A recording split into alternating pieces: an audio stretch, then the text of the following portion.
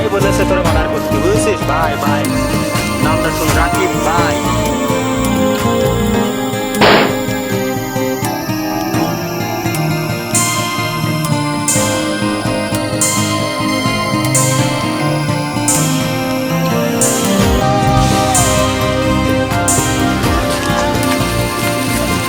Hello, হ্যাঁ রাসেল, তুমি কোথায় আছো? থানাতে? আচ্ছা তুমি পোড়াবাড়ির ওই জঙ্গলে চলে আসো, ওখানে একটা লাশ পাওয়া গেছে, ওখানে খুব জলদি একটা পোস্টমর্টমের ব্যবস্থা করতে হবে, তাড়াতাড়ি চলে আসো।